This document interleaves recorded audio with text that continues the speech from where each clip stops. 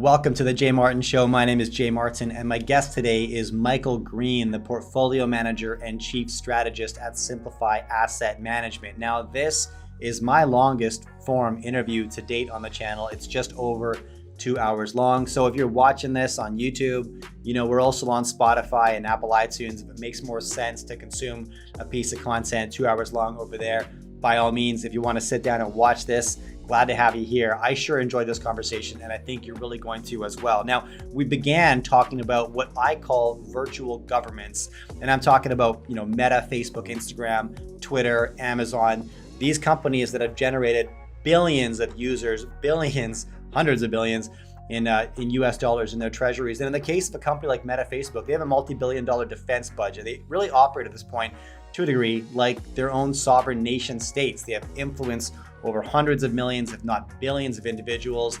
And I wonder, at what point will it become more influential and have more power over their users as our leaders do over their citizens? I'm talking about Western countries like Canada, the US, and Germany. Now, Michael thinks this thought process is way out of whack and he doesn't get it or agree with it. So he had some valid points. He pushed back, and this is a spirited debate.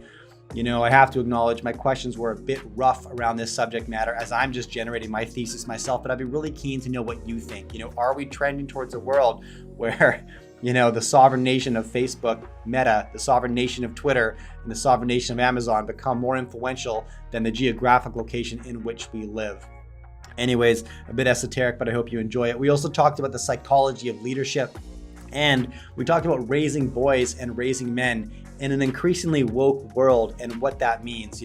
As a lot of you guys know, I have 3 boys, and so I think about this very, very frequently. Of course, we touched on how to fight for, achieve, and protect personal sovereignty, and then whether or not it's even possible to actually opt out of the system, and if you should want to, and what opting out truly looks like. If we're talking about opting out from the financial system, from the retail system, whatever that looks like. And I tend to think, yes, you can. Michael said, maybe you could, but here's why you don't want to. And I found his point super valid. So I really enjoyed this conversation. That's why we went for 2 hours. I haven't done that before, but I just couldn't hang up the call. So I hope you enjoyed this as much as I did. As always, beneath this piece of content, there's a link where you can subscribe to my weekly newsletter.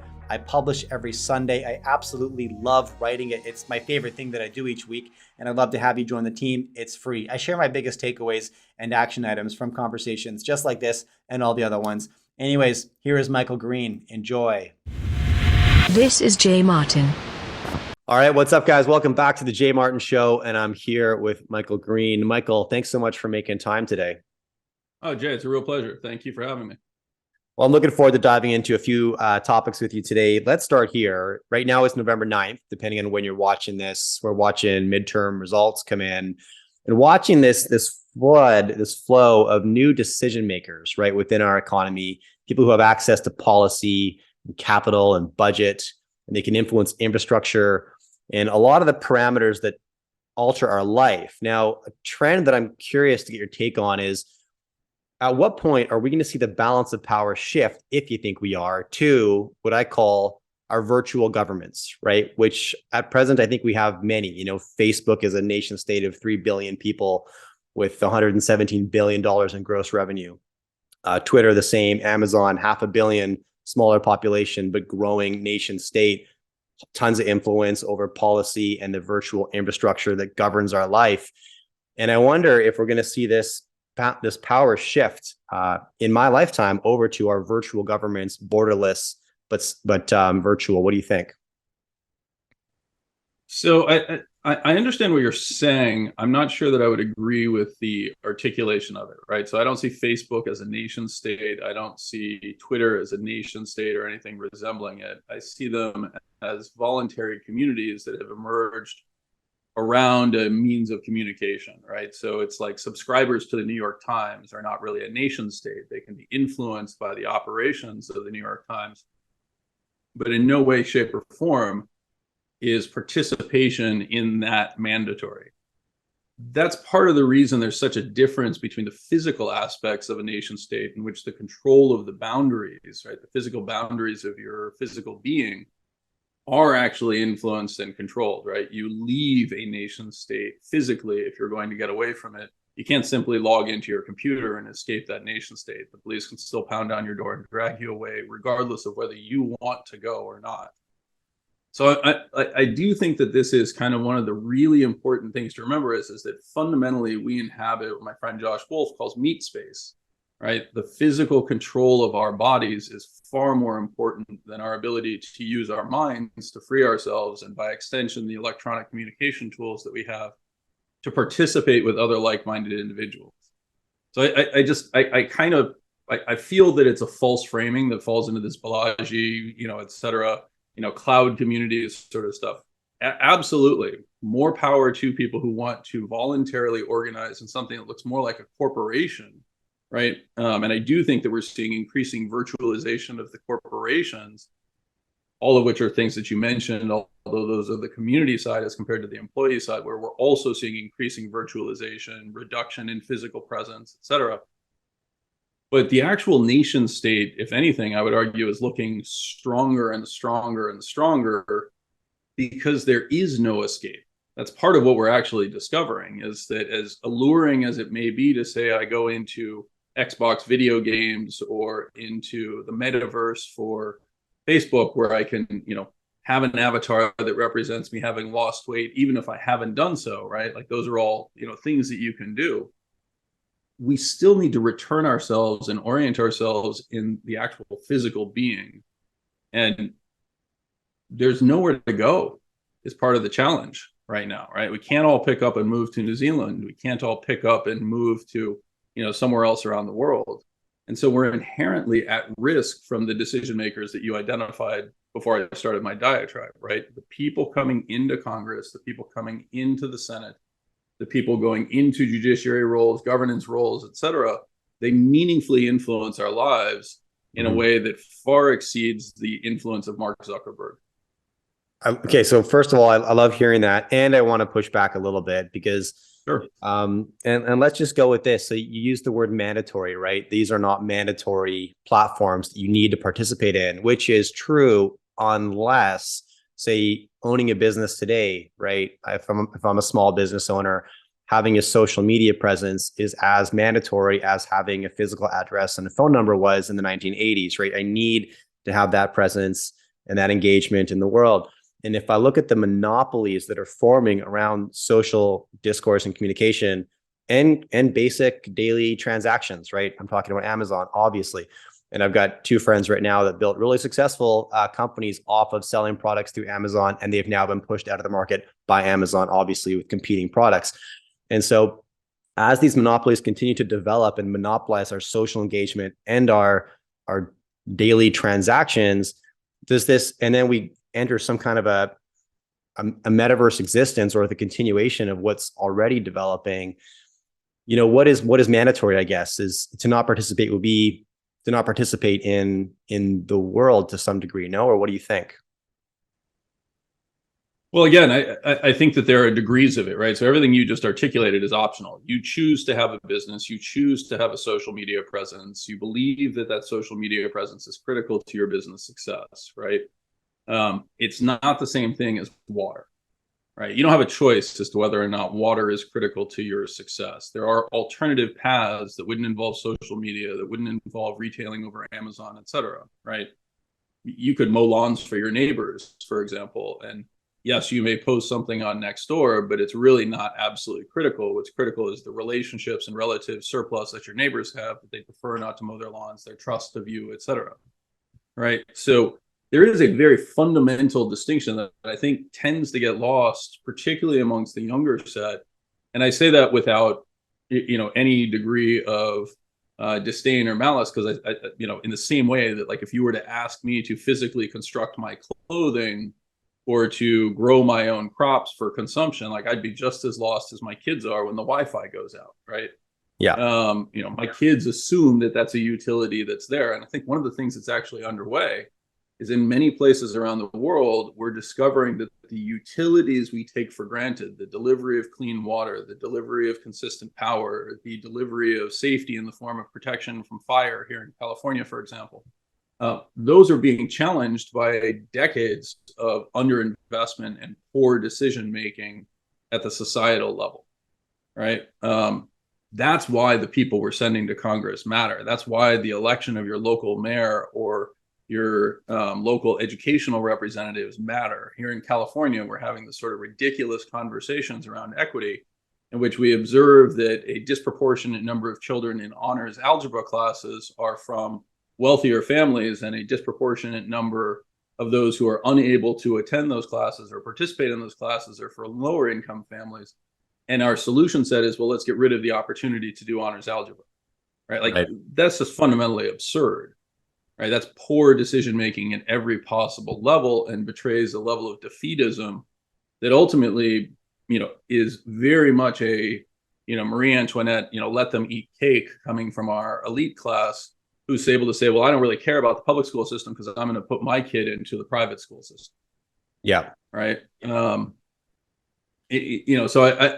I really think that part of what we actually really need to recognize, and this goes directly to the topic of your, podcast and the title of it, is how unsovereign we actually are, right? Human beings are inherently social creatures, not in the form of participation in a social network, but in terms of reliance on our neighbors, in our ability to effectively have access to food, clean water, construction materials, the skill at doing all of the little things that we take for granted in our world today. And you see this, of course, in people that are deciding that they're going to go to the woods and live life, more simply in a Henry David Thoreau framework. And they're like, yeah, look, I built a cabin, or I did X, Y, Z, right? Like, man, that's just absurd, right? Yes, it's an interesting project to do, but it's not replicable.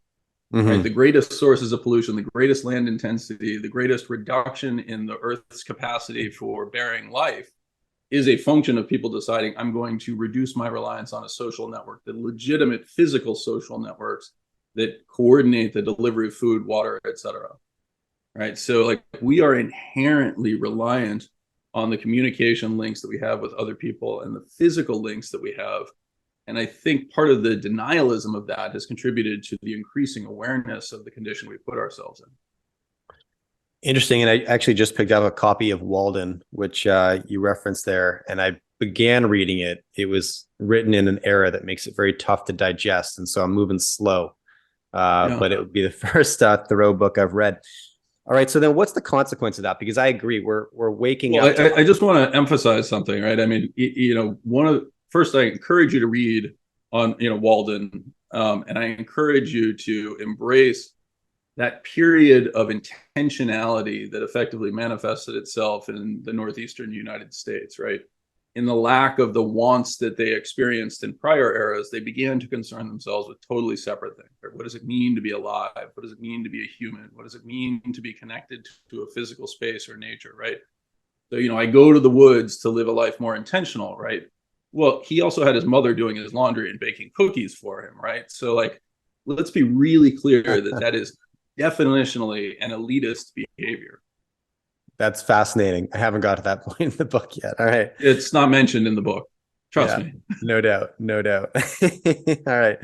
So then what's the consequence of this? As I think a lot of us are wakening up to our reliance on systems that are out of our control, and just the expectation of on-demand everything, right? And so do you believe the next generation, therefore, is going to demand some kind of self-reliance? That my generation, I'm 38, right? And so my life has been a perpetual bull market. Every year, things have become cheaper and more accessible and easier, to be honest with you.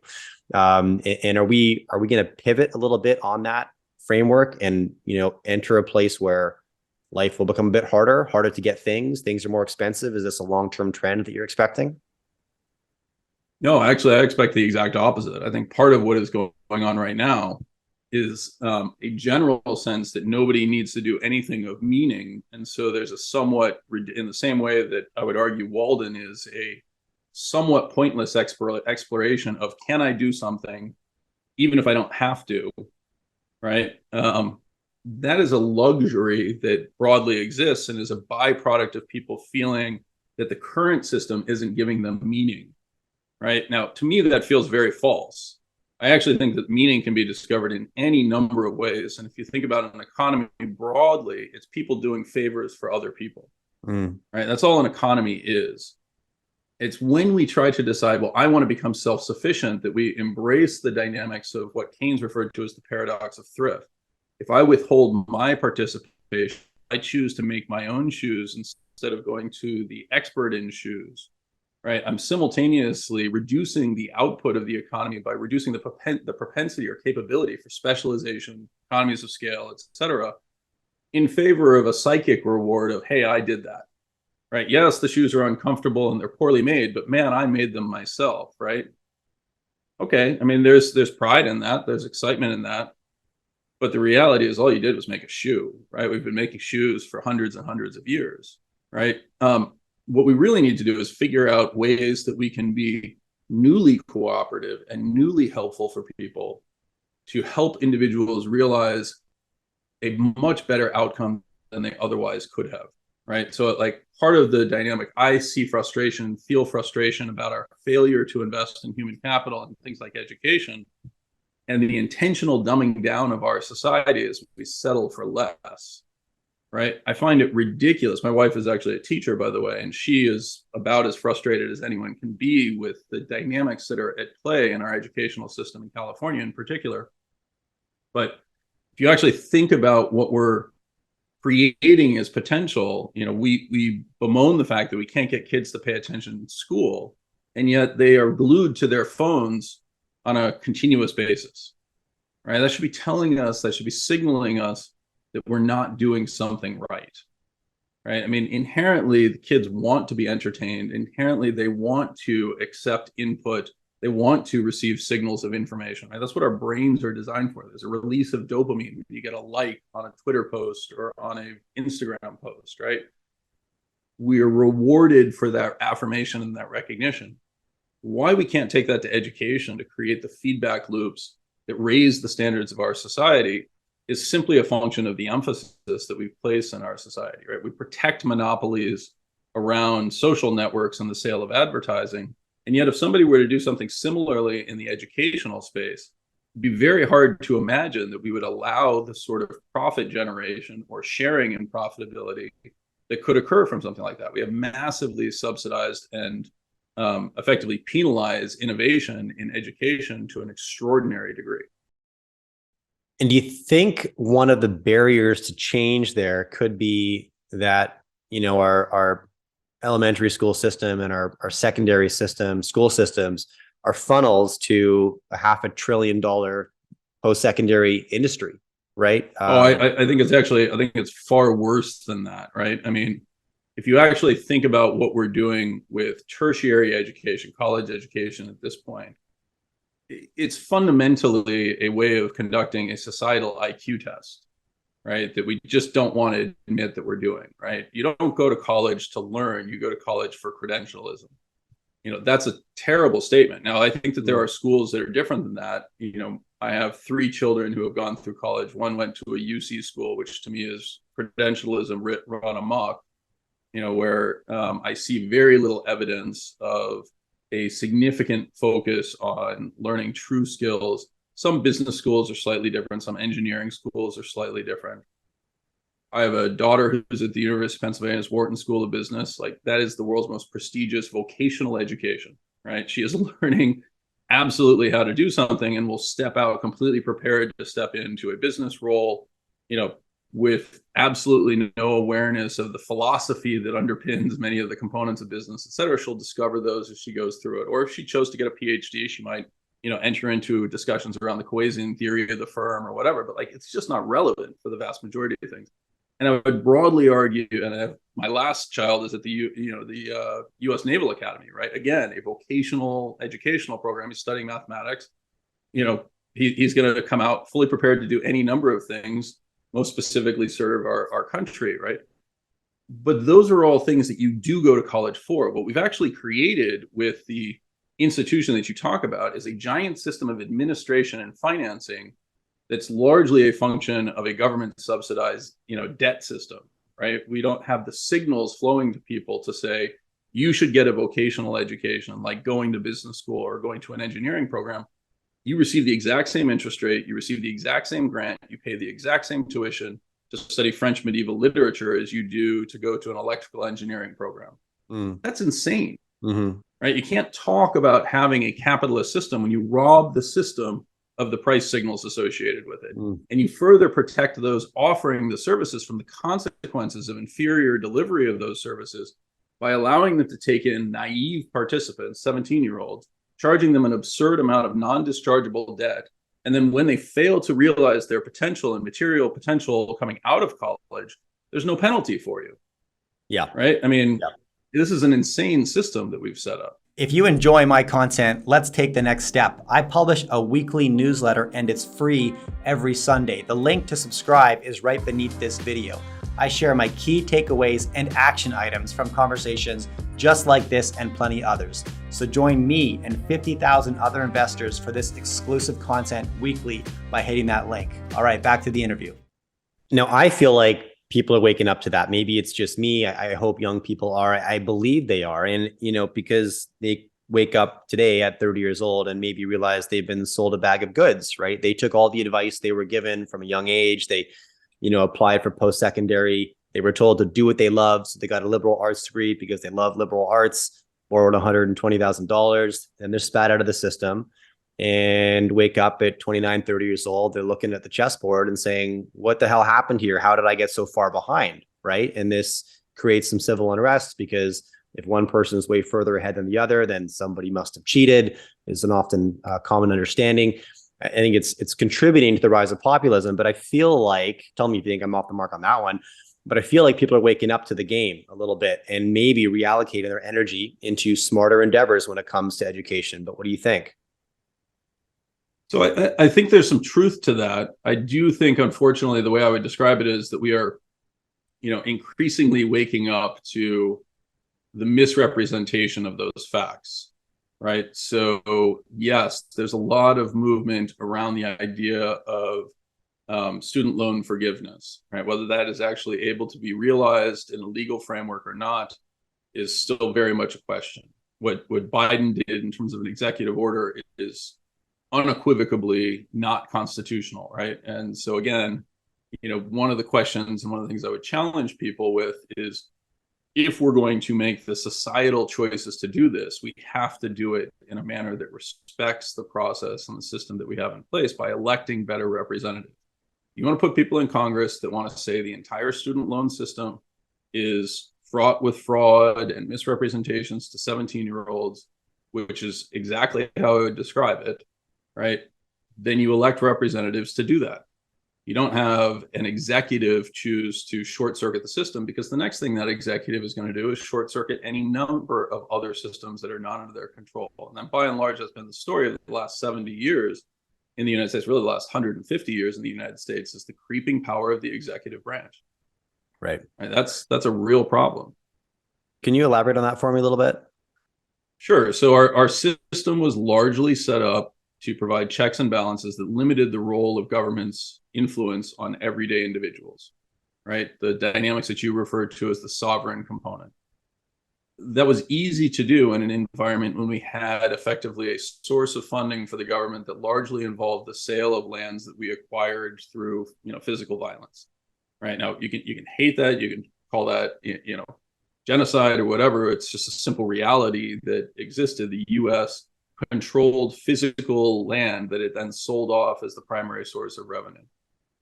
Since that ceased, somewhere in the late 19th century, right, we've increasingly moved to effectively taxing people in a manner that is familiar to any, English peasant or to, Roman plebes, the dynamic of, saying you have to pay to live on this land, right? So when you talk about, like you mentioned earlier, real estate in our conversation beforehand is a source of real wealth. You don't own real estate in the United States, right? You do not physically own it. I'm not talking about the bank having title to it. I'm talking about the dynamics of property taxes, right? There is no freehold component anymore. You don't own it. You're renting it from the crown, right? If you fail to make your payments in terms of property taxes, they're just going to take it back from you, right? So like all of these things go back to this underlying component of, we have a government. We need to reform the government and the leadership to reflect the things that you guys are highlighting when you talk about the sovereign individual, right? You have to influence the society in which you live. You cannot be individuals. I hate to say it that way, like it's really frustrating. And I know that it's easier to say, what am I going to do individually? Yeah. Particularly for a generation that has largely grown up somewhat isolated in physical space and increasingly, living their world in what they imagine is an online community. Sure. But that's actually, unfortunately, not the reality.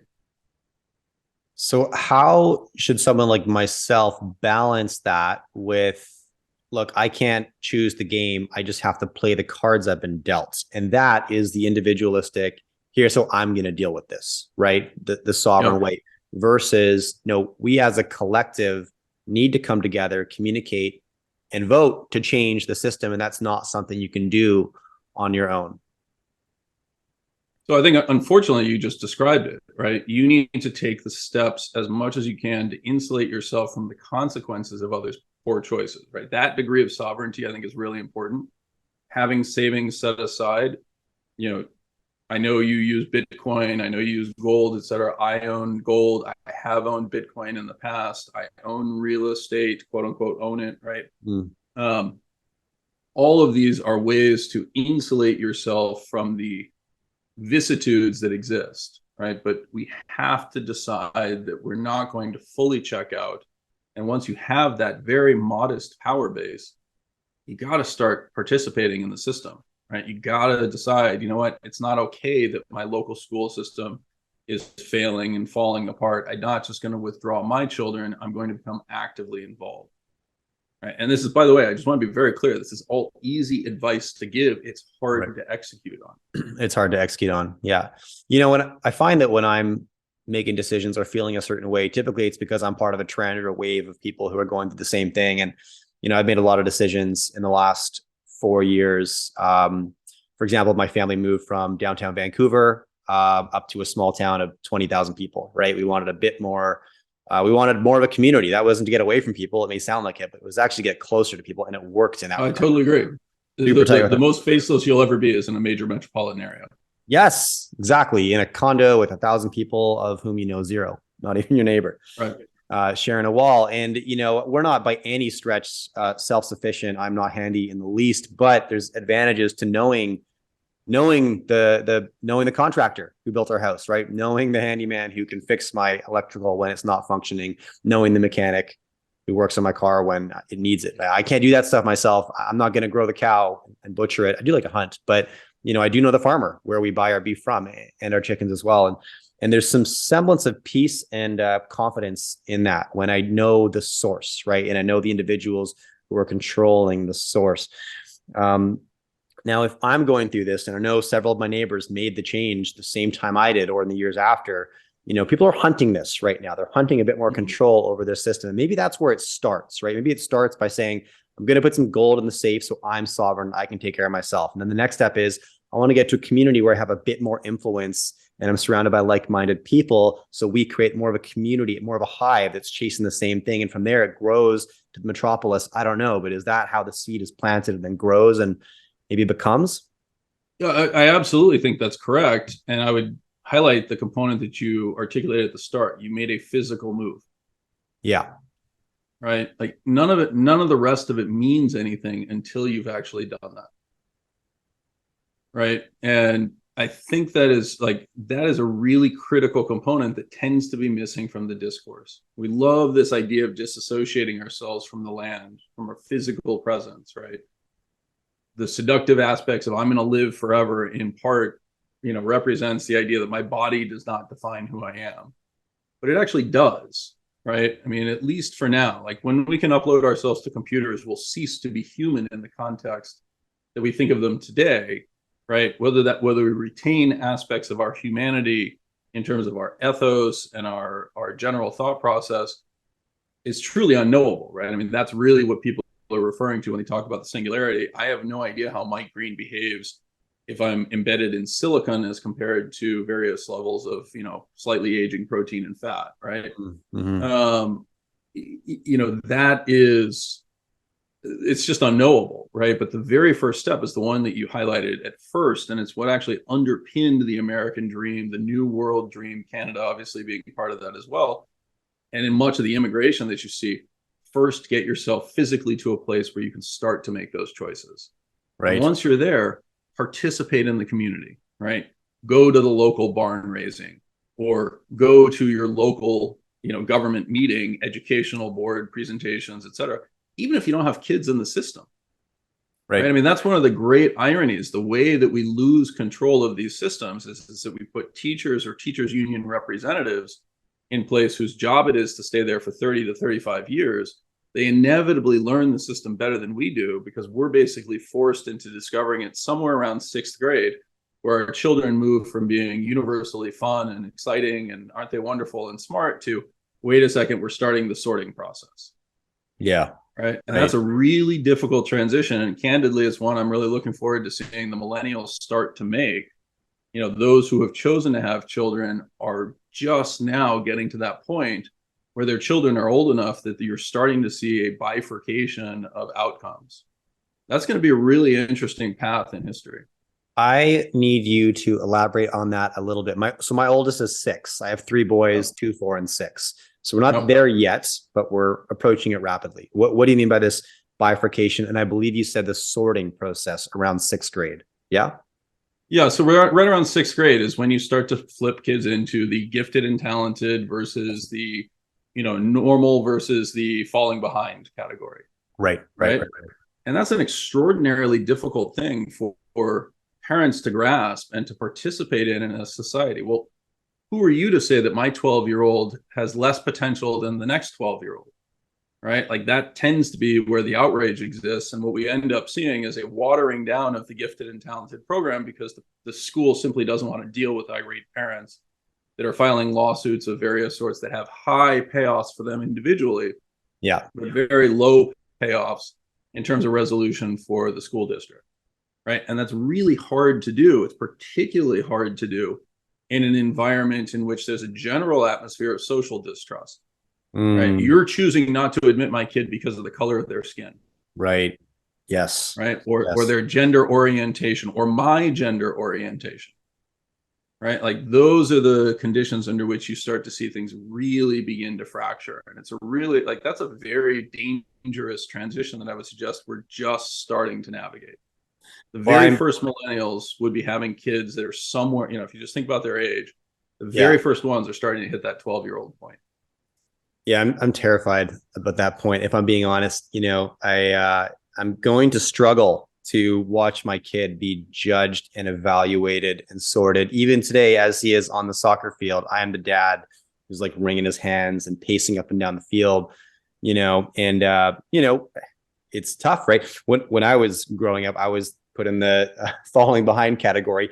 What it did for me, though, is it put a chip on my shoulder, I believe, and a mentality that I developed later that I call "fuck you, watch this." It's been a driving force and positive, but not entirely so. And I don't know that I wish that upon anybody. Why do you think you had a chip as compared to a defeatist attitude? I think I started with a defeatist attitude, and I definitely experienced that for most of my childhood. And then at some point when I was 18, I left home and am I recording? I'm recording. And left the city, and I was like, fuck this place. And I got out of here, moved to a town of 42 people up in the sort of interior British Columbia.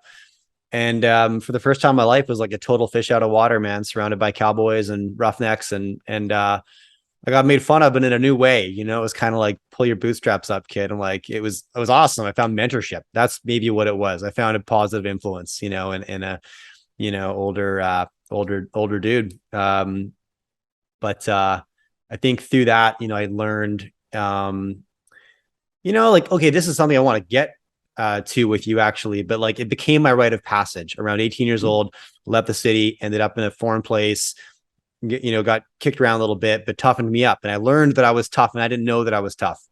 So that's when the defeatist became the chip, I think, in that moment. Yeah. That's actually a wonderful illustration. And it's one of the reasons I guess I would challenge you to say you don't want that for your kids, right? I mean, the reality is that we all want our children to lead a very pampered existence. We don't want them to experience the struggles and sacrifices that we had to make. But that in and of itself is setting them up for their own struggles and sacrifices, right? I've tried to tell my kids from a very, very early age. My father passed away when my oldest son was about 5 years old, so they have no working memory of him. My father was a deeply troubled and challenged individual, right? But he gave me one tremendous blessing, which is that he was a total failure, right? So when my father passed away, I received a $600 cremation bill as my inheritance. My children will have a much more difficult, job surpassing what their father has left them, right? That creates both opportunities and it creates levels of distress, right? Suffering through many of the hard things that I had to do and the sacrifices that my parents broadly made to give me the opportunities, many of which I completely failed to appreciate at the time, right? But those gave me a freedom that, my children don't have, right? For my children, failure is perceived as not an expectation, but as a catastrophic outcome where they've squandered all of the opportunities that were put in front of them, right? Man, that creates an entirely new set of pressures. If your parents sacrifice to send you off to college, right, and take out student loans, you take out student loans with your parents co-signing on it, et cetera, that creates a level of expectation that you're not actually receiving any feedback in many situations, right? Far too many kids that have taken on ridiculous levels of student debt were told that the good is college, right? The sign of achievement is the college degree. That's absurd, right? That's not what a college, that's not the sign of achievement. The sign of achievement is the utility of what you learn in college and the degree that you get in college to become a successful adult, right? And again, we see this problem over and over and over again, where we look at things that are positively correlated with success, college education, for example, and fail to consider why that's positively correlated, right?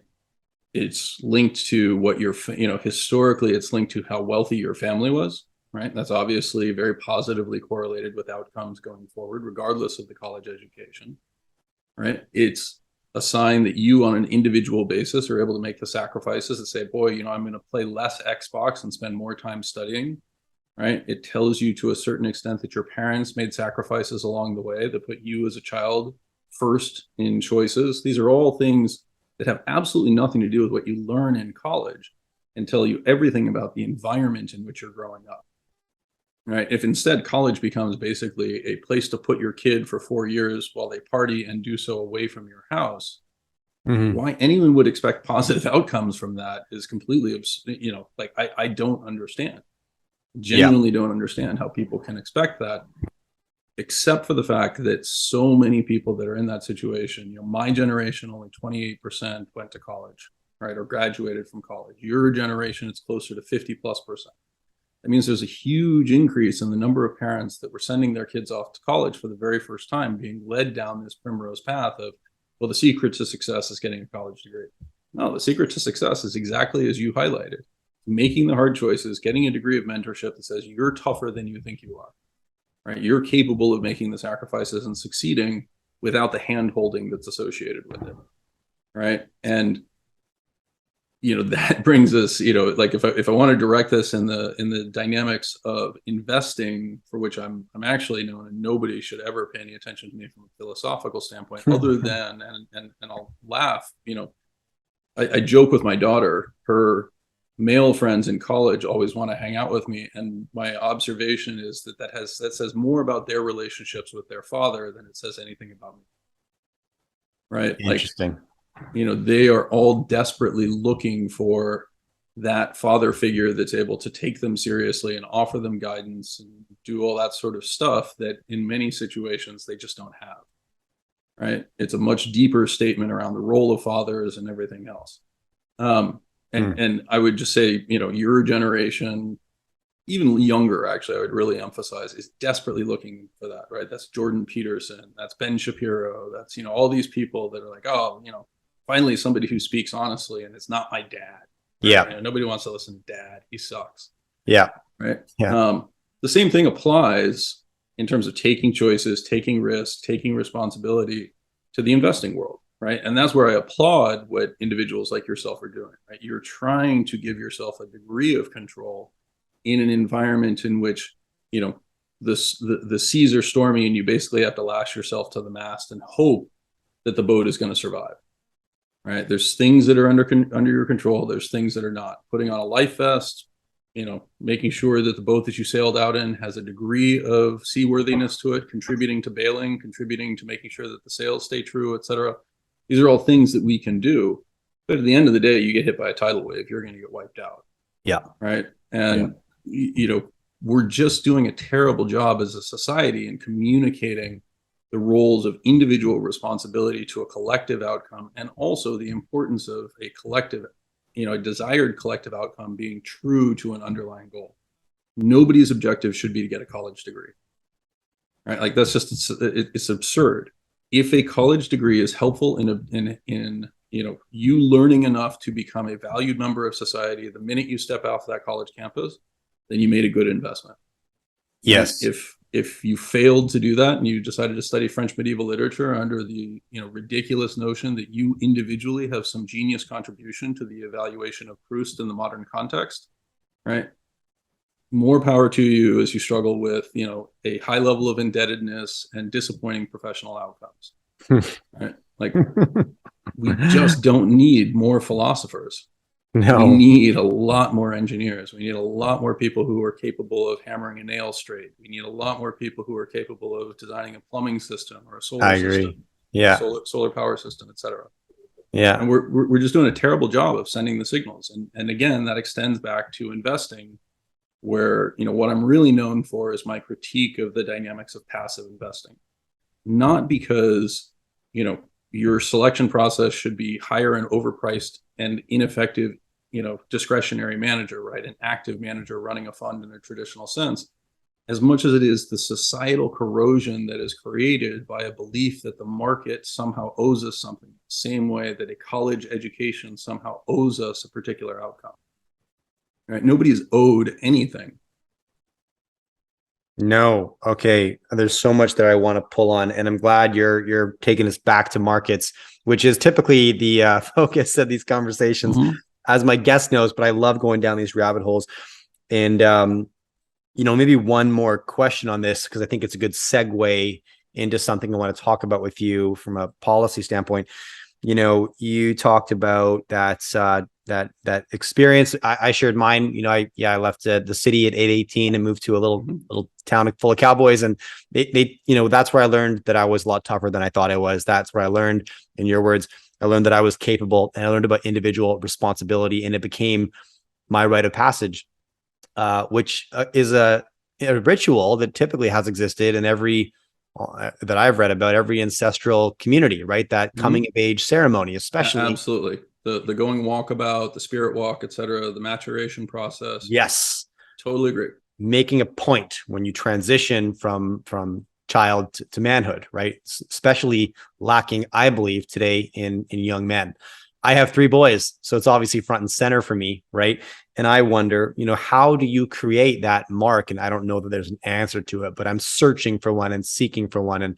And Keen, if you have anything to share on that, or if anybody listening has anything to share on that specifically. Well, look, I only have my individual experience, and I will tell you that I did some things very well and I did some things very badly, right? The single most important thing that I think I did really well, coming from a second marriage relationship with a father who was what I would describe as genuinely unavailable, in that he was a pathological liar, right? So nothing about my father that I knew was really true. It's kind of the easiest way to put it right now. That's a remarkable background if you want to become an investor, because it raises your degree of skepticism. It forces you to say, well, wait a second, is that actually a true statement simply because it emerged from the lips of an authority figure? That's an interesting background. It's not one that I would encourage people to replicate for themselves or for their children, right? I mean, don't start your day off by choosing to lie to your children to make them more robust, right? What I do encourage, particularly fathers, to do is, one, make yourself available as much of a role model as you possibly can. And you clearly are playing that dynamic, right? You've decided to be thoughtful about the parenting of your 3 boys, and you recognize the importance of your role in that. a frighteningly absent characteristic in today's world, where the majority of children are now born into fatherless households, right? Or very close to the majority are now born into fatherless households. The second thing that I would encourage people to do is to embrace the dynamics of what I call guerrilla parenting, not GUER, right? But GOR, recognizing that at the end of the day, we're just great apes, right? And what your child is really looking to, in particular for your son, is a demonstration of both the power of the adult male and the care with which that has to be exercised. Right. So what I've always encouraged my friends who, I had my children young intentionally because I grew up with an older father, and I said, I want to change basically every aspect of that. I want to make sure that I'm available in a way that has worked well by and large for my children. I certainly have made more than my fair share of mistakes. But the biggest component that created was the ability to get down on the floor and wrestle with my kids and show them that physical strength. And it was really interesting. My daughter's reaction to that is, I'd show physical strength and then she would want to like snuggle in, right? And my sons would want to wrestle and fight. And because I'm a very big guy, I'm 6'4", after losing 75 pounds, I'm 225. All right. So, my kids have always known me as like just a big guy. I look like I present as an NFL lineman, right? Maybe a tight end now, but who knows, right? The ability to pick them up and throw them around without hurting them, but giving them that impression, I think establishes a physical connection and a model of, what you see when you watch a male gorilla, a silverback gorilla, playing with the children in the tribe, right? It's exactly what I would have expected our Paleolithic ancestors to behave like, right? Frog sitting there with kids climbing all over him.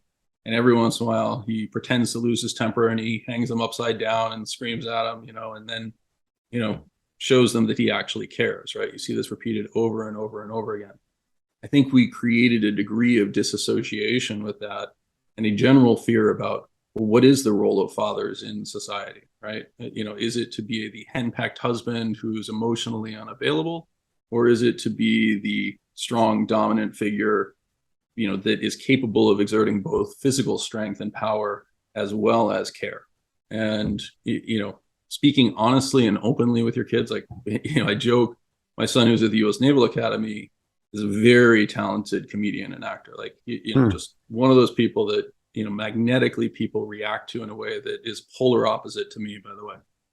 Most people interact with me and they're like, man, I want to hate that guy. And that's fine, right? Like, I fully understand that. But, he's the exact opposite. When he was about 5 years old, we were walking through Central Park, living in New York City at the time. And, these are the types of conversations that I would genuinely have with my kids. He was asking me about careers and like, well, what's it like to be this or what's it like to be that? And I described it for him as the world is filled with pyramids, right? There are careers that are very flat pyramids in which the people at the bottom of the pyramid do roughly as well as the people at the top of the pyramid. Teaching would be a good example of that, right? There's very few star teachers who make a ridiculous amount of money. There's also very few failing teachers who are, effectively forced into homelessness. Right now, we can debate that in different regimes and different environments, but by and large, that's a true statement. He was asking me about acting, and I said, well, that's basically the steepest pyramid that you can imagine, right? Those at the pinnacle make, tens and hundreds of millions of dollars, but the vast majority of actors are the homeless people in Central Park, right? And I made that as an offhand comment.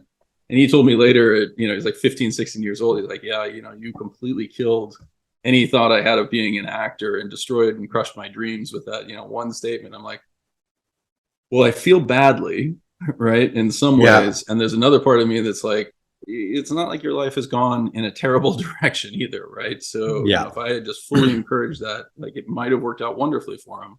It also could mean that he was serving pizzas in a pizzeria in New York as compared to the path that he's currently on. Yeah. Oh, that's fascinating. And it triggers the significance of parents' counsel on their children. I still recall a comment my old man made to me. I, spent maybe 15 years just adventuring, from the time I was 17, 18 until 15 years later. And a chat with my old man where he looked me in the eye and he said, well, you're never going to make any money, but you'll have a good life. And it lit a fire in me that I was like, fuck that, I'm making some money. Good for you. No, and candidly, I had almost the reverse story happen to me. When I was 16 years old, I was working as a lifeguard, and at the time, kind of a little bit too focused on how smart I was and how well I did on standardized tests and all that sort of stuff. And I'll never forget one of my colleagues who was at community college and also a lifeguard alongside me. I was doing my lifeguarding as a combination of community service, and it's the highest compensation you could make as a young person at that time. And I was a competitive swimmer, so more than capable of doing it. Sorry, I'm watching Bitcoin in real time here. His comment to me is, Mike, there's no question you're smarter than me, and you're probably going to make a shitload more money than I will. But I'm pretty sure if you continue down this path, I'm going to have more fun. Right. And I actually stopped and I sat there and I said, you know what, he's right. And it did kind of, for a period of time, it forced me to say, I want to actually think about both aspects of my life. Right. And I do think that it's actually really important that you embrace both aspects of it, that you're social and you're aware that you're part of a community. And at the same time, you take responsibility for your own decisions and actions to the extent they can be controlled. Where I would push back on the general theme of individual sovereignty, it just doesn't exist. Right? It just doesn't exist. It's an overstatement. That's a fallacy espoused by the elites. Interesting. Yes, that's sort of been my grand takeaway thus far. Okay, I do want to pivot to maybe some more market-centric commentary. Yep. I'll use this as a segue. You talked about individual responsibility, and why don't we use that as a angle to move into the concept of UBI? And I'd just love to get your thoughts on this. I kind of see it as an inevitability. In my initial reaction to UBI when it was proposed to me as an idea was poor. It was like, this is going to enable people to do less and be rewarded for it. This destroys incentive measures that are very important, and I don't like this concept. As I've had some conversations with people who are maybe more compassionate than I'm not sure. They said, look, what you're failing to understand is that's going to be abused like any system. It's going to be abused, absolutely. But there is a population of people who don't have the ability right now to improve their situation because, single mother, 3 kids, already working 10, 11-hour days. There's no time left to go and take a course and better her situation, right? She's in an entry-level position. She'd love to be an RMT, but the ability to go and take night courses doesn't exist because of the hours in a day. What UBI does is enable that percentage of motivated people who just need more hours in a day to hunt down an accessible dream. It gives them that possibility because they can take a pause on the entry-level position, chase down that course, and then end up in a situation where they're doing something they respect, they enjoy, they're learning, all of this stuff. And so there's no absolutes, good, bad. There's going to be abuse, but there's going to be opportunity created for some people who would really capitalize on it. What are your thoughts, Mike? Well, so in general, I think, again, this is reiterating something I've said elsewhere. I think human capital development is one of the very few call options that exists in our society, right? Call options meaning there's very little downside to it. I think the example that you just gave, unfortunately, of, the single mother with 3 children, by the time you get there, like, as much as I hate to say this, like, so many bad decisions have happened to get you to that point, barring, widowed by a husband's death or something along those lines, that I struggle with aspects of saving that individual and instead increasingly focus on saving the children. Right. And much more emphasis on, okay, that is a sunk cost. Now, how do we try to avoid that for the next generation? I realize that sounds terrible, but I do think that it's actually an important recognition, of what has, been made, eternal by Whitney Houston. Children are the future. Middle-aged parents are not so much. Right. And even worse are old people. Now, to the extent you want to redefine UBI as an element of social insurance that effectively says we do not allow anyone in our society to fall below a certain standard, no matter how bad and poor their choices are, effectively the Christian, story of the prodigal son, right? That there is always an element of redemption. Like, those are very important things, right? That's where personal bankruptcy, that's where the dynamics of limited liability corporations, et cetera, are created. And the more that we can create that type of optionality so that people are capable of taking risks to improve their position in life, 100% in favor of that, right? I mean, people don't actually think about it that way, but personal bankruptcy converts risks from a symmetrical component where if I decide to engage in a venture that fails to pay out and I find myself incapable of repaying the debts that were assumed in that process, right? Or business, limited liability corporations, which have the same characteristic on a business front, those convert entrepreneurial actions and choices into call options, right? I'm limited in terms of how bad the outcome can actually be. Right. That's actually a really important societal innovation that I would argue directly contributed to the elements of risk taking that we saw in the late 19th century and 20th century of the US and most of the free market. Now, I think one of the great ironies is that we're increasingly withholding that. So we're saying student loan debt is non-dischargeable. We're saying credit card debt is non-dischargeable. We're moving faster and faster towards systems that say, well, you should have been more thoughtful about the choices that you made in terms of taking on this debt, right? I just fundamentally disagree with that. Like, if you're stupid enough as an investor to extend credit to somebody so that they make 4 easy payments on a discretionary purchase at Amazon, like, you deserve everything you get, right? Or more accurately, don't get, right? Yeah. That the investor class should be tasked with bearing that risk, not the individual. And I think, bad behavior is going to happen over and over again. On the flip side of that, what you're describing is the social support system that exists for those who fall below a certain standard. So when we talk about UBI as that form of social insurance, it by and large exists in things like Medicaid, Medicare, Social Security, et cetera. We don't think about them that way, though, right? So we think about them as entitlements and things that people should be guaranteed access to, rather than true forms of social insurance that prevent outcomes that unfortunately we see on an increasing basis. Homeless people living in tents, choosing addiction and choosing mental illness over, participation in societal norms, et cetera. It just tells you that our system is not properly functioning in that vein. I just think UBI, until we address those underlying issues, is just going to exacerbate those conditions. Okay. Yeah. And I guess, if you're looking at trajectories, right, you mentioned a couple, right, that this could be fuel behind, not good ones. When it comes to, as you said, bad behavior, right, use the Amazon as an example, the Amazon case as an example, right away, I'm like, there's a lot of people that were never instructed, and this, I don't know if there's any blame to be put here, but more importantly, how do you correct this?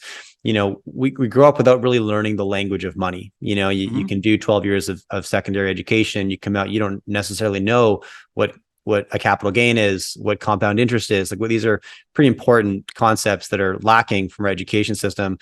And as a consequence, we can point the finger and say, you made bad choices at this, Mr. 35-year-old. But conversely, these subjects were lacking in their education. And simultaneously, if we look at the leadership, right, no one's worried about a balanced budget. No one's worried about making payroll, right? These are examples that are laid out in front of us from the highest forms of what leadership should be. Absolute fiscal recklessness and poor planning to a large degree. And so I question, like, what are the examples being set? What was the foundation that was laid? Well, none. What are the examples being set? Bad ones. And so what's the result of that? Obviously, this is what we get.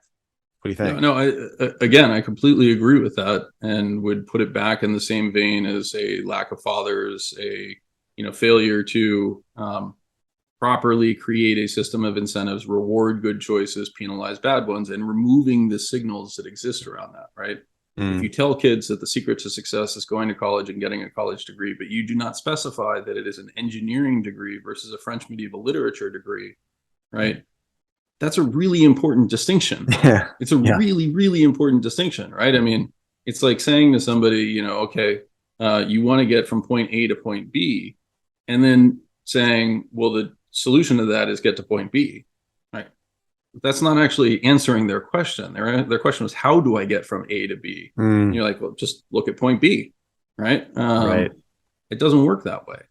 Yeah. And so, all of these systems that we've put in place, things like the non-dischargeability of student loan debt, were put in place by lobbying activities, by corporate interests, ridiculous firms like, Corinthian colleges that offered online degrees that were priced at ridiculous premiums and had, incredible failure rates, and students that were being truly robbed in the system. That's the majority of the crisis that was created, right? And that was done under the auspices of free market capitalism and everything else, right? Lobbying for cronyism is not free market capitalism. Right? That is unfortunately what your generation largely grew up with, is a reinforcement of special interests that perversely really took advantage of your generation, right? And some of the trust systems and some of the language that was built up around it. At the same time, your generation has been stripped of the institutions and the institutional trust that underpinned much of what my childhood or my growing up looked like, right? The dynamics of going to church, right? And by the way, I'm a complete atheist, absolutely, a non-believer, makes me a terrible person to some, and other people will be like, oh, finally some sense out of this moron. Right. But the reality is that going to church was never actually about going to, praising God per se. It was about participating in a community. It was about showing that you actually care enough to wake up at 9 o'clock on Sunday, brush your teeth, comb your hair, shave, put on your Sunday best, and go to participate with your neighbors in an actual activity that drives common behavior. Yeah. Yes. Right. And that's been completely stripped. You guys, you may wake up and decide I'm going to go mountain climbing or bouldering on a Sunday morning, but that's going to be a communion with nature. It's going to be a communion with one of your best friends or something else. There's almost no component of societal cohesion that exists other than attending protest rallies. Right.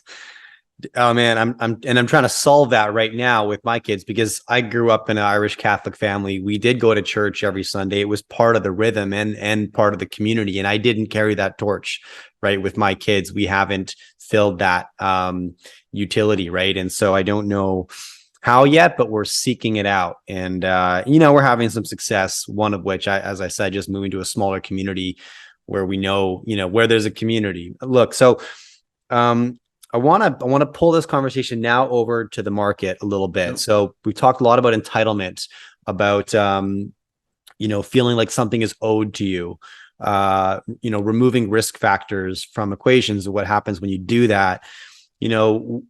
My generation, if you've been in the market 12, 15 years, what do you know about the market, right? It goes up. Sometimes it goes down and then it goes up again. That's really all that you've learned, right? And when catastrophic events like 2008 happen, like 2020 happen, the Fed will step in and they will paper this over and rescue the market, because we need to destroy or remove cycles from business. And there's always a buyer of last resort, essentially. Yep. So, what are you seeing now? What are you watching now? Are we going through some kind of when people throw out the term great reset, what reaction do you have? Well, I just, I think it depends on what you mean by great reset, right? The Klaus, whatever his name is with the World Economic Forum, like that type of socialist totalitarian reset where you own nothing, and are supposedly happy, I find that both a source of despair and a distinct indication of incredible arrogance. I'm sure most of your, viewership would agree in that context, right? Yeah. At the same time, we do need to move away from the great individualism that characterized the deregulation environment and the libertarian ethos that characterized basically 1980 through give or take 2022, which I would argue we're broadly seeing repudiated in both our political choices and in our individual behaviors, right? We are increasingly saying something along the lines of what I'm trying to emphasize, which is we are members of a community. It's wonderful to think about a libertarian society in which everyone behaves in economically, quote unquote, rational. We don't know what that actually means. I just want to emphasize that, right? The economically rational way in which everybody moves to protect themselves and everybody behaves as a sovereign individual. There's a component of that that's absolutely true, but that's what a price mechanism is for, right? Market economies derive their value from the signals that are created by prices. If I choose to buy pornography or I choose to buy education, I'm communicating something about my choices to our society. Right now, should I be free to buy as much pornography, or should I have unlimited quantities of pornography available to me? Or should I have unlimited quantities of education available to me? In part, those are choices that are made by culture and society, right? Like putting somebody in the stocks for looking at naked pictures drawn in charcoal and flogging them in the public square is a choice that's made by society. Is it the one that I would choose? Not necessarily. But I also wouldn't say that that is an inherently evil choice to say we want to discourage people from engaging in pornography and encourage people engaging in education, right? Like there's a fine line between those that each community needs to somewhat decide for themselves. And again, this goes back to the perpetual or nearly perpetual institutions like the Irish Catholic Church that we took for granted were going to be there forever. And the Catholic Church is a perfect example of that. You mentioned that you're 35, 36 years old. Is that right? 38. 38. Yeah. Okay. Sorry. So, it's difficult to imagine this, but the Catholic Church scandals in North America didn't really emerge in their current framework until 2000, right? So basically your adult life, your late teen years and your adult life were completely polluted by the dynamic of the church is an inherently evil component, whereas that probably wouldn't have even been debated by your parents. Right? There are certainly elements of it that were true, et cetera, but it's exactly this dynamic of we mistreated the institution, right? We ignored the importance of admitting good priests, of punishing those who misbehaved and treated their parish and their responsibilities negatively. Right, we allowed the church to become a repository of exceptionally bad behavior and general venality and evil, right, with the objective of protecting the church, the institution, as compared to protecting the parishioners, which is what it was put in place to do. And in the process, we've now discarded that institution without anything to fill its void. Right, like that is the consequence of the type of bad choices we're making. I would argue we're seeing the same thing with democracy, where increasingly it's turning into, I don't actually care who's elected. I care whether my tribe won, right? Did the Cherokees or the Apaches win? Did the Republicans or the Democrats win? Functionally irrelevant, right? All we care about is our individual tribe, right? That doesn't work long term. And to bring it back to markets, it's the same thing.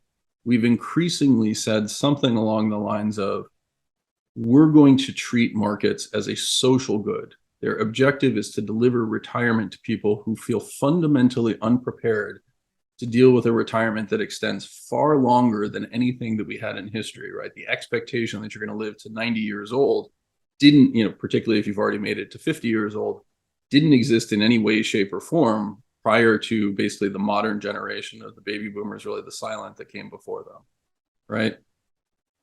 We have decided to treat markets as a source of being able to make the choices about social insurance, providing that retirement. That's not what they're designed to do at all. Right. Markets are actually designed to facilitate the proper setting of the cost of capital and the allocation of financial resources in an economy. Right. My decision to buy Coca-Cola versus my decision to buy PepsiCo marginally lowers the cost of capital for Coca-Cola versus PepsiCo, and advantages it in a variety of ways. If I turn out to be remarkably good at those allocation choices, then I do really well over time, right? But if instead I turn around and I say, look, the solution is Jeremy Siegel's stocks for the long run, markets just go up, right? Like we're actually taking exactly what you said, the 16 years that you have as an adult and an investor, and we're extending it in an even more extreme form. Because the simple reality is we have basically 100 years of modern history in terms of stock markets, right? And that's in the most extensive, databases that we have, where we can look at things like the New York Stock Exchange, et cetera. Everything before that is somewhat made up and a somewhat selective choice that's created by going back through the history books. The simple reality is that 100 years is the blink of an eye in the history of human civilization. We have absolutely no idea what markets, quote unquote markets are supposed to do. Right. And so when we build theories that say things like, stocks are expected to do X, Y, Z.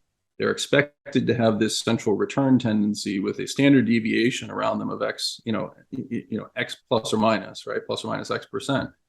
That's just a fundamental misrepresentation of the facts on the ground, right? Yeah. We're doing the exact opposite of what every disclaimer says. We're using historical performance to determine future success. Yes. And it's hard to imagine how embedded that thought process has become in almost every aspect of our lives, right? If I go on to any number of retirement planners, they're going to run a Monte Carlo simulation that says, here's the probability of success, right? Yeah. And if you dig into those, you'll discover that there's an embedded return expectation associated with bonds or equities that is predicated simply on the historical component.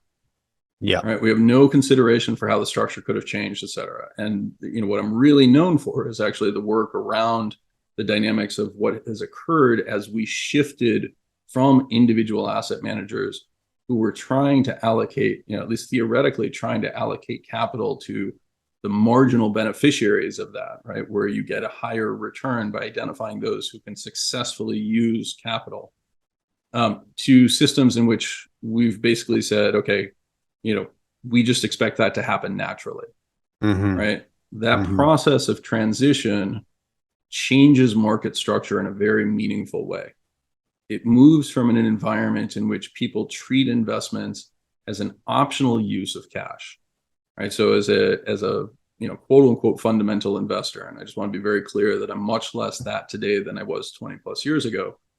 But as a fundamental investor, I treat the cash that you give me as the option to buy or the option to meet a redemption, right? So that cash has option value associated with it. If you start putting things into passive vehicles, you're removing that optionality. And so people can look up any number of presentations that I do on the web where I walk people through the mechanics of how this actually changes market structure, which is the simplest way to think about it is the first step that you're doing when you're shifting to passive vehicles is instead of giving the manager the option to hold cash, you're actually taking that away, right? You can think about it in the simplest terms. An active discretionary manager, when you give them cash, or you as an individual, when you receive cash, always start from the standpoint of, does this next investment make sense? Is it the right thing for me to do? You hold the cash as the base asset and you say, should I invest? Should I not invest? Should I sell something to buy something, right? All those choices that are made are dispensed when you go with a market portfolio, an index portfolio, in which the algorithm simply becomes, did you give me cash? If so, then buy. Did you ask for cash? If so, then sell. Right? Yes. And mechanically, that changes both market behavior and market structure as you push more and more investors in that way. The second thing that changed in a really fundamental way, and all of these things I would suggest are underexplored in terms of our policymaking choices. But the second thing that happened was we increasingly removed even that choice. Do I give the money to a passive investment manager or do I give the money to an active manager? We've increasingly taken that choice away, starting in 2006, where we changed the 401k and retirement plans in the United States from opt-in to opt-out. In other words, right. You choose not to participate now as compared to choosing to participate. Small wrinkle, but very important in its implications. And we also introduced what's called the qualified default investment alternative, which meant that instead of your cash going on a tax deferred basis into basically a money market fund, increasingly you were automatically invested into the markets. All right. In 2012, that changed further where the QDIAs increasingly became target date funds.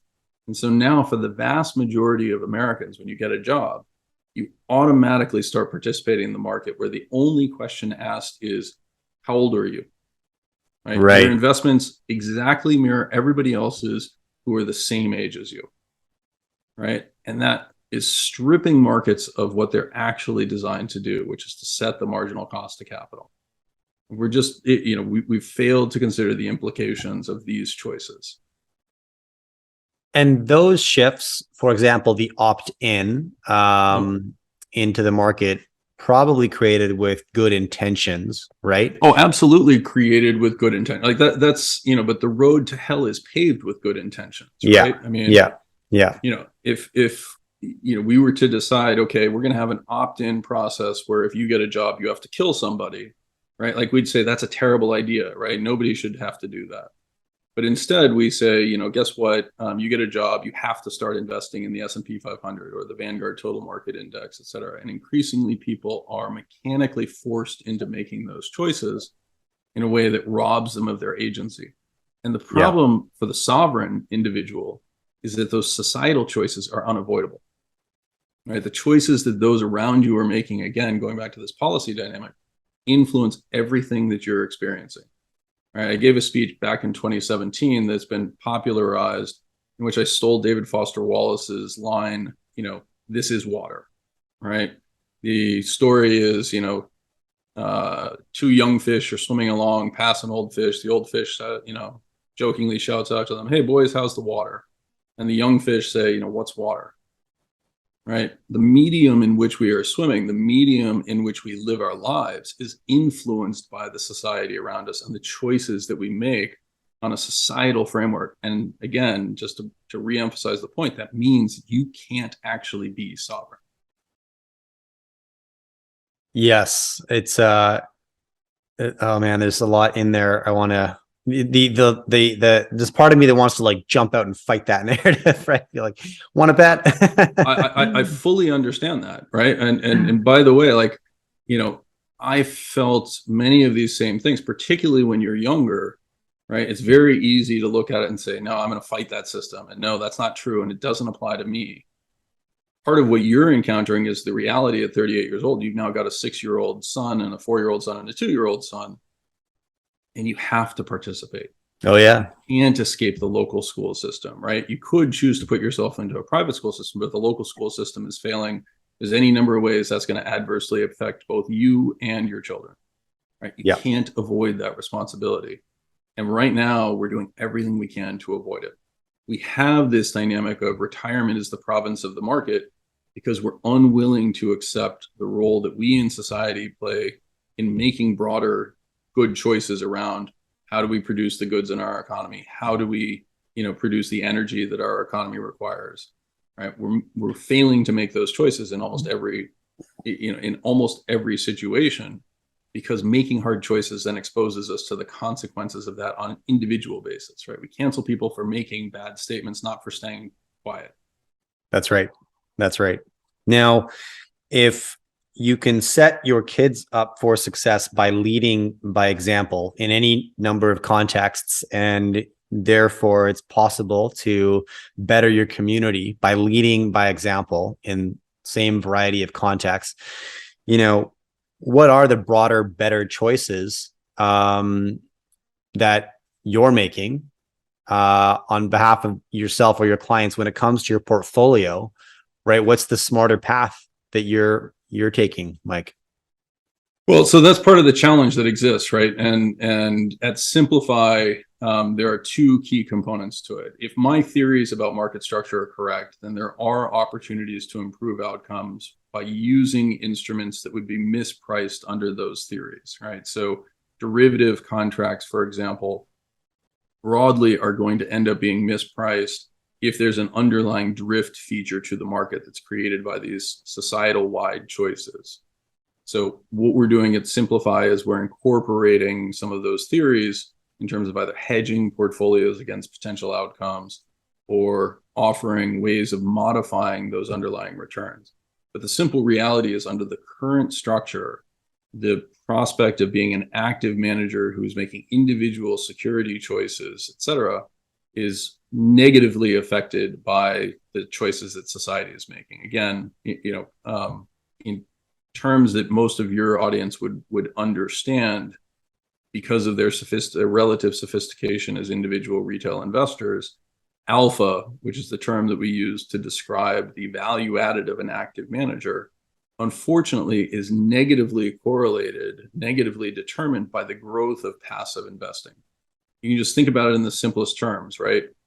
If you as an individual try to fight against a crowd that is going in one direction, the risk is ultimately that you get trampled more than anything else, right? That is by and large what's happening. There is a steamroller principle at work that's making it increasingly risky for individuals who need to deliver a return profile over a period of time to try to express a different point of view. Now, that theory is completely contrary to the prevailing theory that you hear in a lot of criticism of active management, which is that the real problem is that there's just too many active managers and overcharging their clients, and they're not particularly good at their jobs.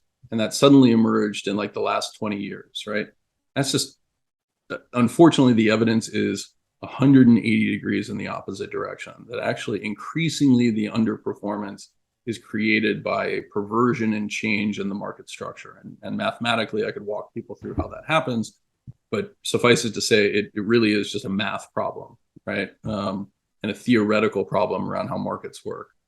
We know things like the efficient market hypothesis are untrue, right? We know that markets do not reflect all of the best information in a manner in which it doesn't allow the potential for significant events to be either predicted or forecasted.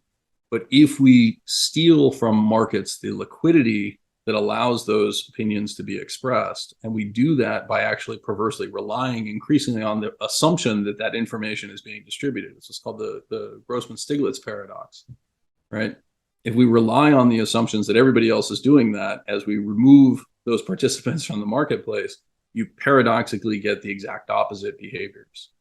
Right. So this is one of the things that's really interesting that's happened over the last 2 to 3 years, is that the academic literature is beginning to explore this stuff. Things like Gabay and Koijen's The Inelastic Market Hypothesis, or the work of Zhang up at Michigan State University, looking at the inversion of the Fama-French factors, things like value, et cetera, in the presence of passive flows, or the increasing inelasticity and rigidity and loss of competitiveness in the stock market tied to the work of Valentin Haddad at UCLA. Like those types of, that type of analysis is beginning to explode.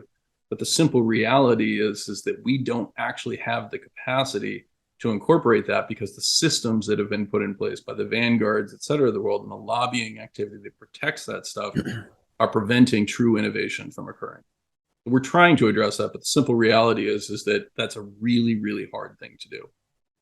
Yes. And what's the counter path? I'm just curious. As I'm interpreting what you're saying, I guess where I'm landing on the best path forward as a broad market investor is almost to opt out. I mean, okay, I guess here's where I'm coming from. I have opted out of the broad market, broadly speaking, Yep. right? Yep. I like I mentioned prior to hitting record, I'm super barbelled. I own some real estate, a couple income generating properties. I own physical gold. I own crypto, and I park that over there, and I dollar cost average in, and I don't care about the price, to be honest with you, or I don't watch it on a week by week basis, but I just continue to build. And then over here, I'm super, super high risk, and I'm in startups essentially, right? Often publicly traded startups, but startups in Canada. You know, we don't have the venture capital network that you have down there. We have a venture market, right? Which is the Toronto Venture Exchange, where pre-revenue companies can list and raise $5 million if they want to. And, you know, as an investor, you get to participate if you have the, as Steve Forbes says, if you're, short of wit or faint of heart, steer clear of Vancouver. Where a lot of these startups are founded, and they are sketchy, but there's good ones if you can do the work and you have the time to do the work. But I like that because at that scale, there's not a lot of, passive funds aren't in that market, right? There's not really a lot of liquidity at all. You're playing a long game, betting on an entrepreneur or two, an executive team, and you're following the people, right? So I detach myself a little bit from a lot of the influence. I believe I do, from a lot of the influence that you just discussed. But am I really? Like, what do you think about that? I don't really think you are, unfortunately. So one, when you describe the venture exchange, Steve Forbes, I think, has nailed it, right? That it is very, very speculative in its underlying feature, right? What I would describe as you're doing well, right, is effectively you've bought call options. So you have limited loss. The most you can lose is the premium that you've put out, in this case, the purchase of a low-priced share on a venture exchange, right? And the second component that I would argue that I agree with is that you're turning around and saying, okay, I'm interested in the fundamental story. I actually want to make a bet on management, et cetera, right? Now, whether the venture exchange is properly policed and the information that you're receiving is full disclosure, you will never have access in the same way that Sequoia and others have, to the true fundamentals that underpin that, right? That's really, what a Sequoia or others are doing is basically gaining access to call options. They're actually structured precisely to represent call options. They have degrees of security in the form of preference shares that don't actually, or convertible debt that don't actually exist for most private individuals. And so they're doing that over and over again, building a portfolio of call options that perversely they can actually influence in a reflexivity framework, right? They can influence the outcomes by putting more money to work in them. Right. You as an individual don't have the ability to extend the life of any one investment that you're making on the Toronto Venture Exchange by adding more capital to it. You'd have to participate in a direct share issuance, right? Correct. So that's a disadvantage that you face. On the flip side of it, you're also not paying the same vig to Sequoia that they have from owning that portfolio of options, right? And I'm not picking on Sequoia in particular. I would just suggest broadly that that's the characterization of venture capital. So, again, I think I like the barbell aspect of it. I like the buying of call options and the recognition that exists. It just requires an extraordinary amount of due diligence, and you need to recognize that you actually are fundamentally at a disadvantage to venture capitalists who can influence the outcomes in ways that you cannot. In terms of that dynamic of the barbell approach, like I like that aspect of it. I don't think it's actually possible to fully opt out, right? Because if you go to cash, or you place your reliance on real estate, or you place your reliance on venture, et cetera, like those are ultimately derivatives of the underlying economy itself. And the underlying economy itself is going to be influenced by all the decision making that we've talked about around that, right? So again, you can't truly separate yourself. Gold has aspects of that, but fundamentally gold is most valuable to you as a brick that can be used to beat a zombie over its head with, right? Most of the time. Yeah. I mean, that really is like what you're really saying, if you're going back to gold, is that there's such a catastrophic outcome that you're probably better served by having a 36, or a 38 Magnum, in your pocket as compared to a gold bar, right? Yeah. Yeah. Have both. Yeah. No. And by the way, like, I understand that. Right. I also own an element of gold in my portfolio. I have it in physical form for all the reasons that you talk about.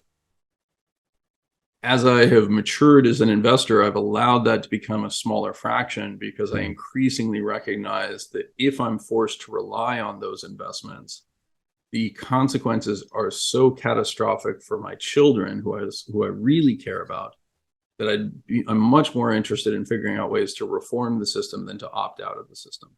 Interesting. And by and large, I would suggest that your transition is underway on that, right? You are increasingly concerned about the outcomes for your children as compared to for yourself. Yep, 100%. 100%. And that's actually the inspiration to stack gold coins. It's an inheritance plan, to be honest with you. Like, I don't plan on 100% understand it. And again, I'm very sympathetic to that. When I say I own gold, I own enough that, my children would each be able to buy a reasonable home in most communities. Right. But you can't have it as the center of your portfolio, the idea that society is going to collapse. Yes. Agreed. It's a horrible way to live. And an unrealistic one, because things can get rough, right? But I'll bet all day long on human ingenuity. I tend to think that the 2020s will be largely how the 2020s have been thus far, like a continued trajectory of unprecedented volatile events. Maybe that's how the rest of this decade will play out. I'd love to know your thoughts. But as dark and bleak as a lot of the forecasts are, and I don't put a ton of weight on them for the reasons you discussed earlier, we forecast the future by looking at the past, which we didn't predict anyways. So what's the correlation there? I'm not quite sure, but I'll bet all day long on human ingenuity, and I am a forever optimist. I mean, you have to be an entrepreneur, right? You have to be an entrepreneur, and the thing I guess I would just highlight for people is that right now we're bearing the consequences of terrible choices that were made for an extended period of time, in particular around energy, and I would highlight things like nuclear, et cetera, right? I mean, we as a society have fundamentally embraced the idea that human beings are somehow an evil, right, that we need to tolerate within the presence of, the ecosphere, right, that we're the problem that reached its fullest form. And it's one of the reasons why I'm somewhat optimistic when we got into the global pandemic, and it was, oh my God, keep human beings at least 6 feet away from you because they're vectors of death, right? Like that's about, 12 feet would be worse, but like that's about as bad as you can get in terms of a societal message. Human beings are vectors of death to be kept at a physical distance from you, right? Yeah. We're moving away from that. And while it feels glacial in its process, I would argue that we're increasingly seeing signs of intolerance related to messages that try to separate us, right? That try to say, okay, well, you're part of a protected class and you're part of an abusive class, right? We're seeing people reject that woke dynamic, I participate in a community by virtue of my pronouns as compared to showing up at church, right? Like, it's a positive that we're moving away from that. There's no guarantee we're going to be successful on it, which is part of the reason why I emphasize these types of communications, right? It's really important that, we embrace the fact that we play an active role in the choices that exist going forward. And again, that pushes back against the dynamic of should you be a passive investor, et cetera. Again, everything that I would say about that is that we are effectively being tossed on a sea that's being determined by our policymakers. So you're forced to say, I'm going to vote for better leadership. I'm going to try to raise awareness about the risks associated with passive investing. And again, this is not the forum in which we're going to fully explore that, but I would encourage people to look up other videos that I've participated in which I talk about these dynamics, right? Just recognize that we are creating societal risks that we need to figure out alternate ways of managing against this stuff. I don't know. That was a mouthful. So I like it. I mean, here's where I want to go now. On an asset by asset basis, let me ask you a question. Until the Fed changes course and reverses on its tightening policy, is there a better trade than the US dollar? The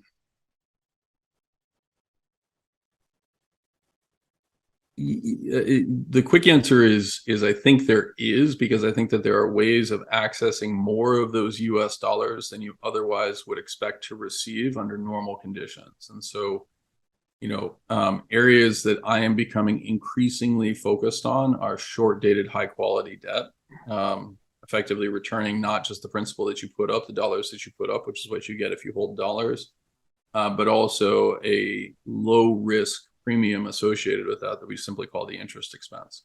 Yeah.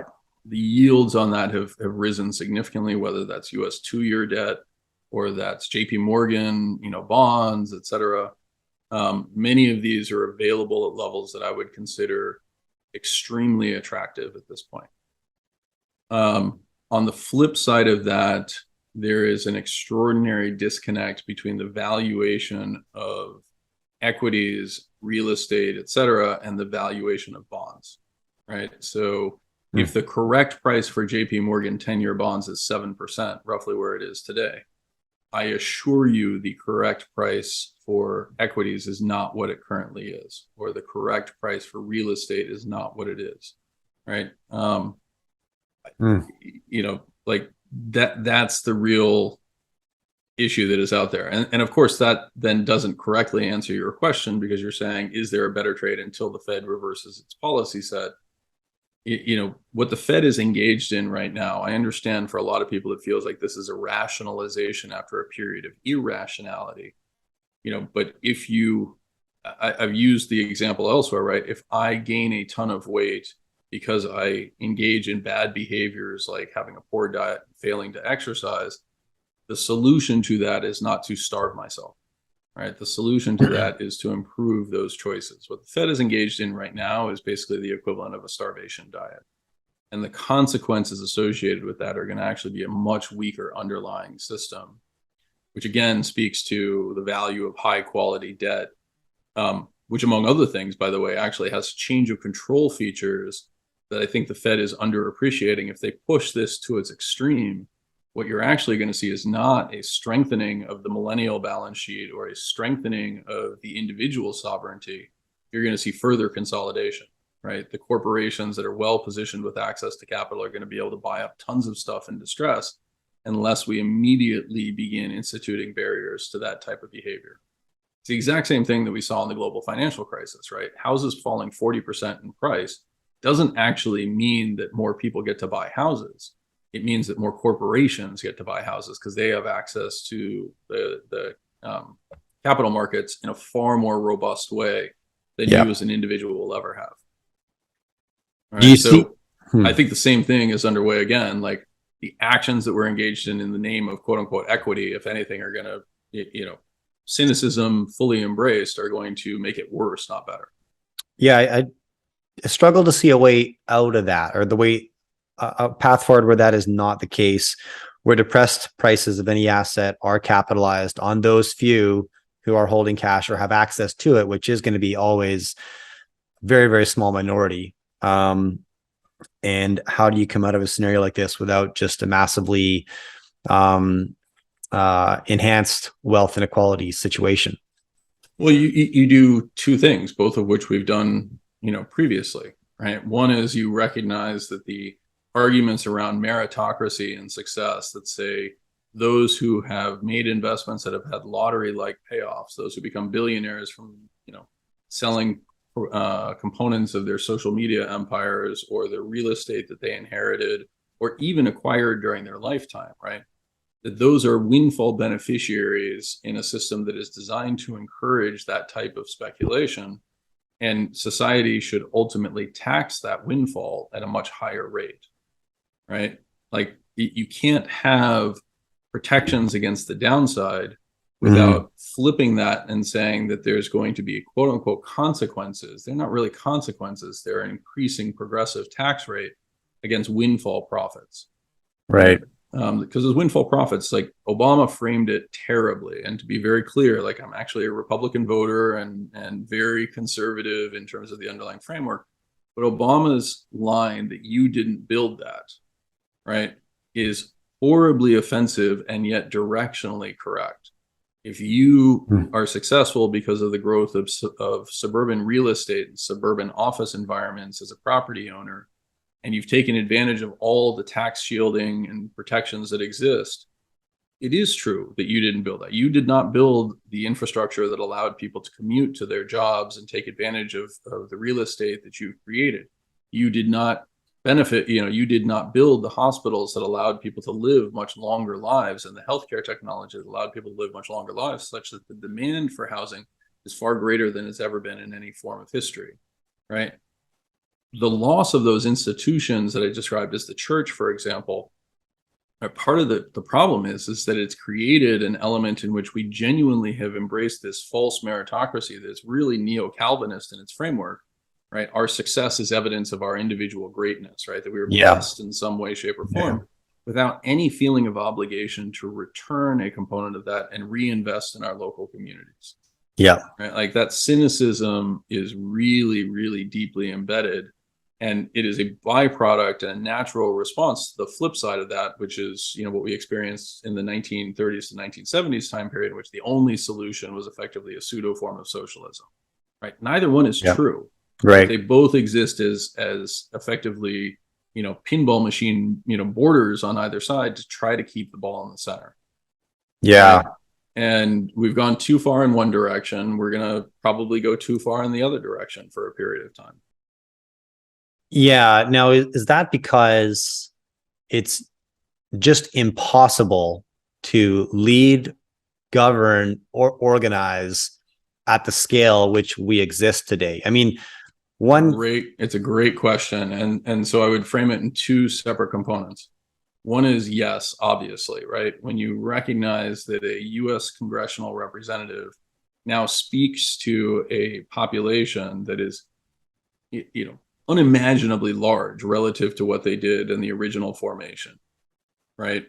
The House of Representatives has grown in its size, but not nearly as much as the US population has grown, right? So an elected congressional representative used to have the capacity to meet most of their constituents. Now they are effectively, the equivalent of a baron or duchy in terms of its representation. It's just you need to compete every 2 years to be reelected, right? So it lends itself to a remarkable degree of corruption, and that's only exacerbated by our treatment of corporations as effectively infinitely lived human beings, right? Citizens United, I actually agree with many aspects of it, but I also think that we need to consider the fact that if you have an infinitely lived individual, right, representing the capacity to extend far beyond the interests in life, it's exactly what I talked about with the teachers union, right? I transit my way through an educational system for 6 to 12 years, typically less than that on any individual school, while the teachers and the administrators are there and learn how to exploit the system to an extraordinary degree, often working against my interests. And I basically say, just get me through this process,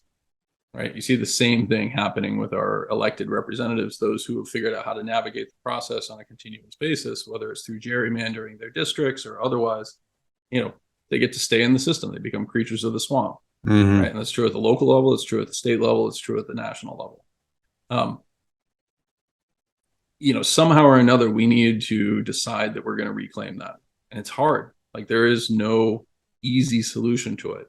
The unique features that we experienced over the past 500 years were the existence of the new world, quote unquote, new world, this fantastically underpopulated expanse of land that allowed people to basically give the middle finger to bad governance elsewhere in the world. Yeah. Right? Now we've run out of that space. So we need to figure out other ways of doing it. The really hopeful stuff is all around the discussions that we're having right now, because I do think that people are increasingly cognizant of this. I do think that people are starting to wake up to these dynamics, but they need to wake up to it in a participatory sense as compared to a, escaping into the metaverse sort of framework. Oh, yeah. God, I hope so.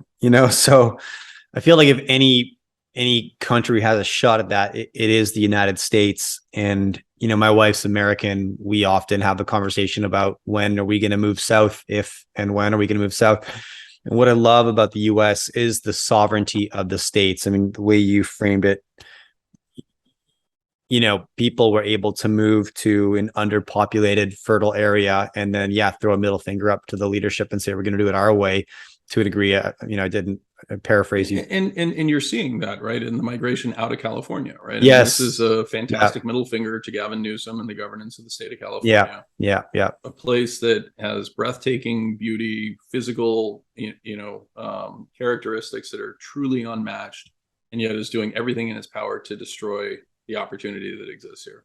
Yeah. And that option doesn't exist in many places. I mean, what I loved about traveling through the United States during, peak lockdowns, or as close to them as you were able to travel, is that every state I went to, you experienced a whole new style of risk management, right? Whether I was in California, Oregon, Washington State, and then I was in Arizona and Florida, and then Texas.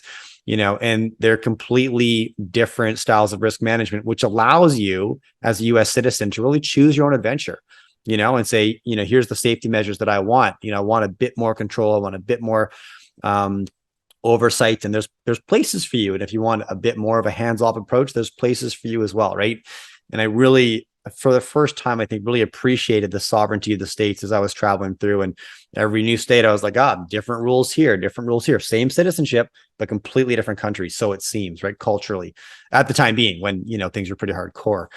That option doesn't exist in many other places. That's kind of the beauty of what the US has going on. I again, completely agree, and think that is very, very deep and important and underappreciated in its fundamental dynamic. Right. But it does make me hopeful. The other thing that makes me hopeful, in all seriousness, is the fact that the technology that we have is advancing so rapidly behind the scenes. And that's one of the things that I guess I would really encourage people to understand, is that the way technology works is not by every single thing has to be a positive and impactful development, right? It's the combination of factors. There's a phenomenal 1970s, 1980s series, James Q. Wilson, called Connections. You can find it on YouTube, right?